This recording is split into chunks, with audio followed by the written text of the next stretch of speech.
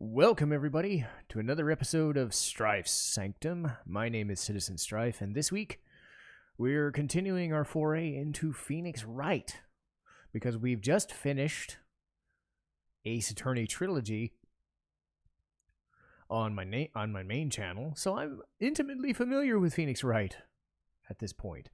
And if you haven't seen the first review, if you haven't seen the games yet, definitely do so. I'm not going to spoil it. I'm not going to spoil too much if you haven't played the first game, but there are hints there. This is going to be a lot of reviewing things from the first game and then just adding on to it. Same for when I get to the third one next time. But really, this is just a continuation of what was done in the first game. And we remember in the last game, Phoenix Wright took care of Manfred von Karma, saved Miles Edgeworth. They added a case that's non-canon, at least going forward into the fourth, fifth, and sixth games. Characters from that game show up, but it's non-canon as far as the trilogy goes because that was released later. But essentially, those first four cases bleed into these cases. So we have Phoenix Wright, Ace Attorney doing his thing. We've got Maya Fey off on her own journey, and the thing that I really like about the second game is they focus more on Maya and her family, the whole spirit medium situation, which ends up really coming into focus in the second and third games. When we see that here and there when she's calling Mia in the first game, but it really comes into focus this time. We learn about what she's doing, we learn about why she's such an important figure. She gets captured, she gets kidnapped, all this other junk, because that's what happens to Maya all the time. She always gets in trouble. We always have to save her in cases, that shit. But yes. How does Phoenix Wright handle this game versus the others? Well, the first case isn't so bad because it's just an intro case. The Lost Turnabout, Case 2-1, is just an introduction. We were supposed to save a woman named Maggie Bird, a police officer, security lady. Police officer lady. She and her boyfriend were walking on a park, and apparently he fell and, died. So Phoenix has to piece together this situation. The problem is he gets clonked on the head and has to figure out what's going on there. So it's a short little intro case. Nothing really new happens. But Maggie's a nice girl. She shows up here and there in the first couple of games, and she's got this bubbly personality, but she's also very woe is me. I'm unlucky. I trip over things, like the permanent black cat syndrome, and it's just bleh. But we find it and we go with it. As we get into Case 2-2, that's where things start to hit the importance. And Case 2-2, I think, is my favorite. I like Case 2-4, but I'm a big sucker for the spirit medium stuff. I really am. And Case 2-2 reunites Phoenix with Maya. Maya's off in Karain Village, where she comes from. We learn that Karain Village is focused on the females. Females have blood that allows them to, power in the blood that channels spirits of the dead. The idea being that you want to call them back for a time and learn information. We learn that a case in the original game caused Maya's mother to leave the family. So we learned that there's a main family, the Fays, a branch family of the Fays, and their cousins and whatever. There's kind of this warring thing going on. Maya gets tasked with trying to help a doctor clear his name from a case. So she is channeling somebody. It ends up going totally fucking wrong. And Phoenix has to save it. Because of course he fucking does. Phoenix always has to save Maya's life.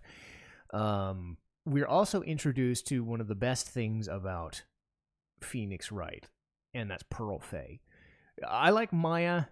I really like Mia, but Pearl Pearl has that like Nanako Dojima from Persona 4 feel, that innocence and like naivete that's just like really amazing for a game like this when it's trying to be a comedy.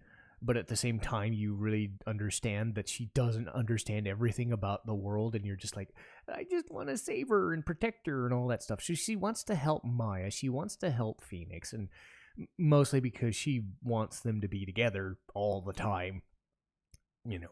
Far be it for that to ever potentially happen, but she's pushing for it. It's almost like audience insert kind of thing. Like she's just nudging them together all the time because she doesn't know any better.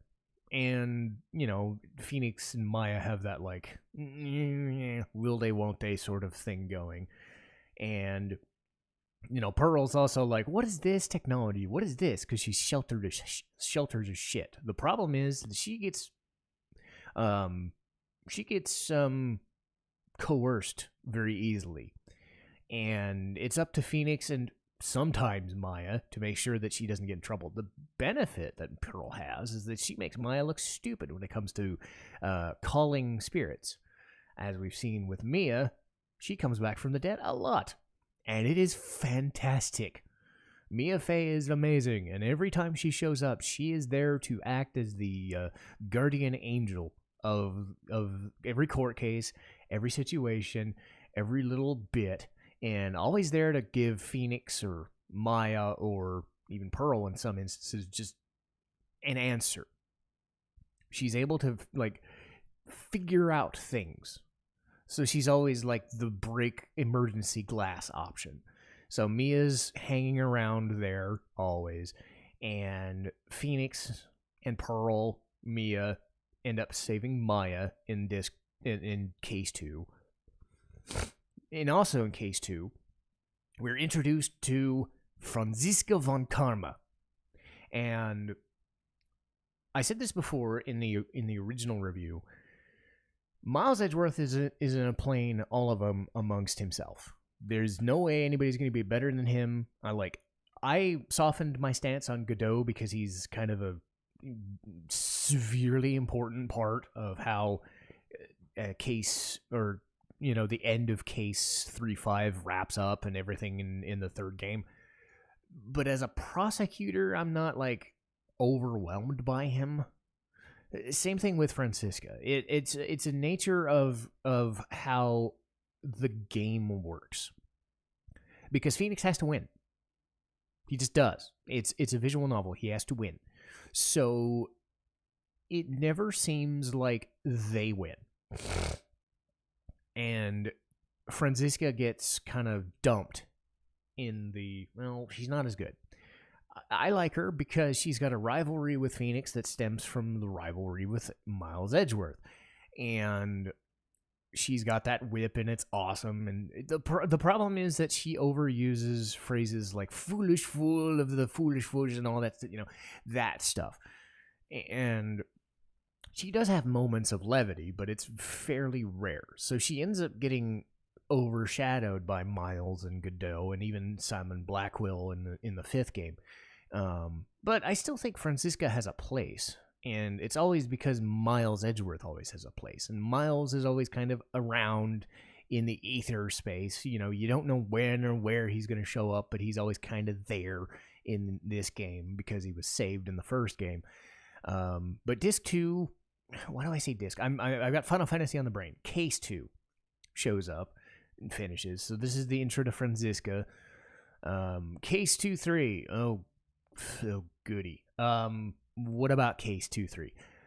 I don't hate it so much as I wish that the first half was better. Same thing with Case 3-4 or 3-3, because 3-3 is also kind of doofy. It's really stupid. This is the Turnabout Big Top. There's a problem in the circus with the main attraction, Maximilian Galactica, and he has to be, acquitted. Phoenix investigates and all this stuff. He learns that there's this like weird ass love triangle between the daughter of the ringmaster and Max, That's fine, even though he's a lot older, by 3 or 4 years. But age gap is whatever. 16 is the age of consent in Japan, so I think she's 16, 17, whatever. But she's a little underage. But really, the biggest issue is it's not it's not that Max has a thing for her. It's that a wood puppet, has a thing for her. And that wood puppet is controlled by a 27-year-old putz. And I guess the feelings that Woodman has for Regina transferred to the doll, and now the doll has a thing, and she kind of goes for it, which is kind of weird. Like, whatever. Between that and fucking Mo, I just, fuck. Ugh. When the case finally gets serious and you finally learn some stuff, it's kind of not bad, but case 2-3 is just awful. It's widely regarded as the worst. There's not a lot of fun to be had. It's just dumb. And it doesn't help that this case is surrounded by 2-2 and 2-4, which are up there as far as the best cases in the game and the series. So it's just kind of like, fuck. You want it to get over with, and then you realize, like, the second half isn't so bad, and it's just like, well, why does the first part suck?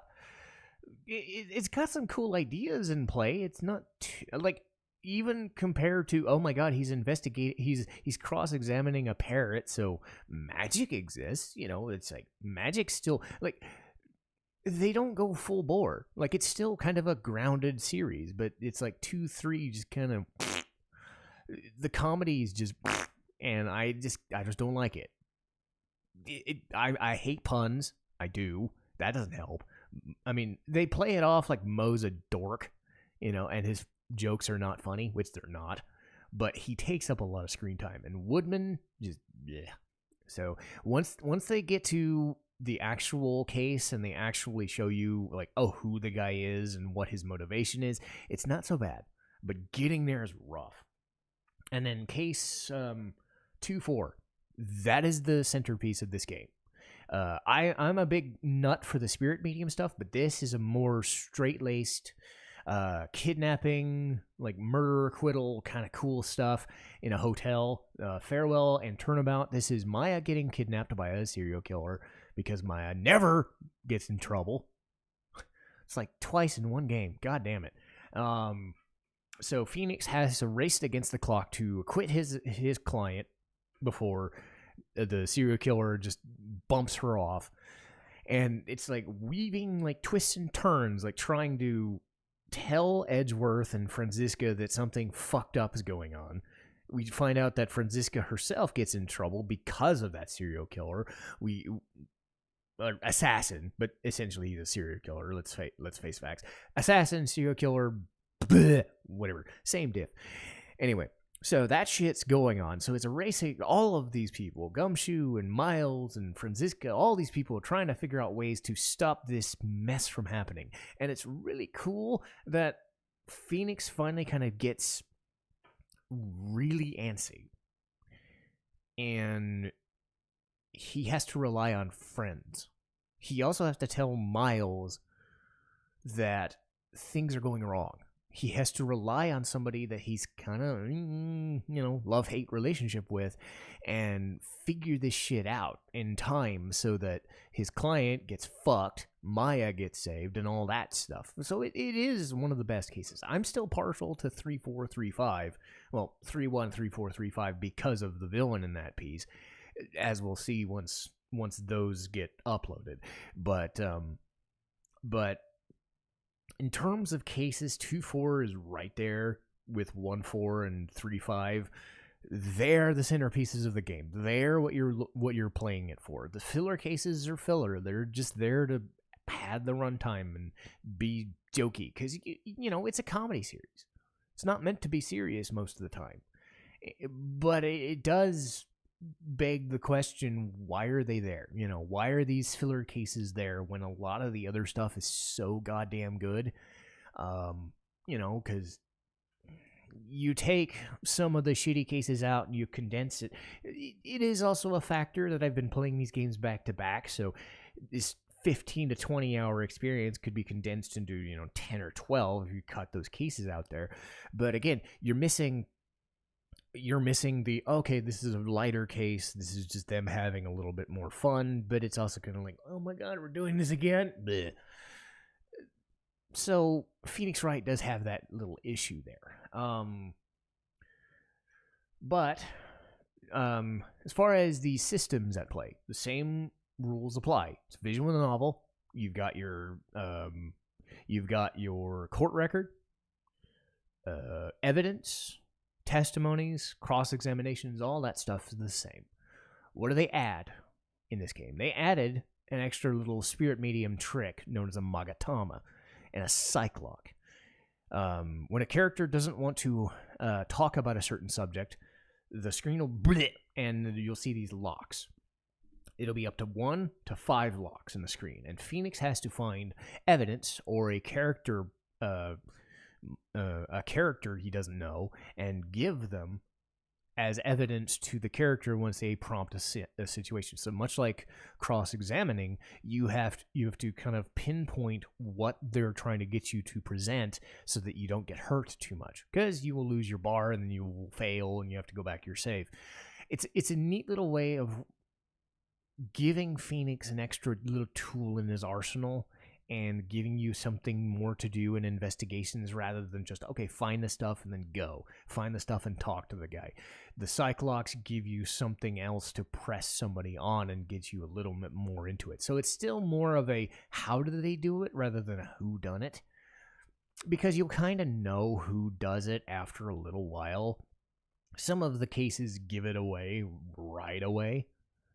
Others don't.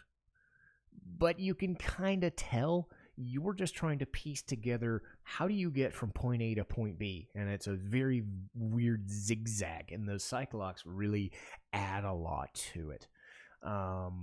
As I said before, negatives of this game, I think case 2-3 is just there. Francisca I like, but again, she suffers from prosecutor syndrome, where you have to beat them and their aura dies because the more they talk, the more like one note they are, and it really kind of sucks. The comedic cases versus the serious ones. I like the serious ones. I like the ones that make Phoenix really frantic and worry a lot, rather than, oh god, this is kind of dumb. And yeah, it's all about murder cases and you don't want your client to lose their life potentially, but stuff like 2-4 where it's 2-2 and 2-4 where it's actually about people that Phoenix knows and stuff like that. This is where this game starts finally getting somewhere into it. Like, Miles was a friend of Phoenix, but he wasn't like so super tied to everything. Maya, though, of course he's tied to her. It's a lot more intricate and a lot more like personal, which game 3 Trials and Tribulations does even more of.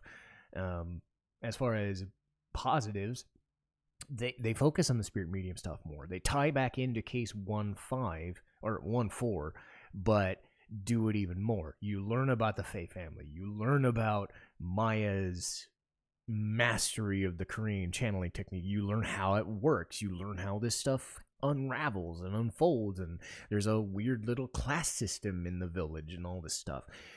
Pearl being introduced is great because Pearl acts as a balancing act to the adult characters, because she's kind of dopey and naive, but you're also like, it's like Marlene in Final Fantasy VII or Nanako in Persona 4. You're just like, you don't want to, they're just innocent. They're not bratty kids. They're just innocent kids that don't know, but they're nice, and I prefer those types of characters. I'm not like into people like Aiko or Realm, the bratty kid type. I'm more responsive to, the nice, innocent, they're just well-to-do, well-meaning kids, so you want to root for them and protect them while the shit's going on, so Pearl adds a dynamic in the other two games that the first game didn't have. But at the end of the day, this is the second one. And overall, it's weaker than the first because it goes on a little longer and a couple of the cases just don't matter. The third game is a lot stronger. It still has its filler cases, yes, but of course, it just has the end case to end all cases. 2-4 really sells this game, but it's still regarded as the weakest of the three. Mostly to do with Francisca, even though I like her, but I understand that she's the weakest of the prosecutors, so take it for what it's worth. It's still Phoenix Wright. It's still really freaking good, and there's nothing to complain about here. You need to go through this to enjoy this, the third game and understand it, but you do get some new stuff added into it, which is always beneficial. Anyway, that'll do it for me today, and let's see what our schedule is. Let me load it up here. So, this is the game. Next week, we will talk about the Ace Attorney anime, and like I said, this will kind of like feed into more Ace Attorney stuff. I'll try to throw in a lot more as far as the anime is concerned and how it's produced and all that stuff without giving away everything in the games because I'm trying to avoid too many spoilers. But think of this as a continuation of that. When we're done with that, we'll do the Final Fantasy VIII rundown with Lee. I've already recorded that. That's about 2 hours, so that'll be starting in January. We've got Full Metal Panic, and then Ys 9, Monstrum Nox. So we're full up until mid-January. I've got some other reviews on a community poll for both anime and video games. We've got some votes already, but we'll see what happens over the next week or two, and then I'll add to that. But that'll do it for me, and thank you guys so much for watching. Citizen Strife, signing off.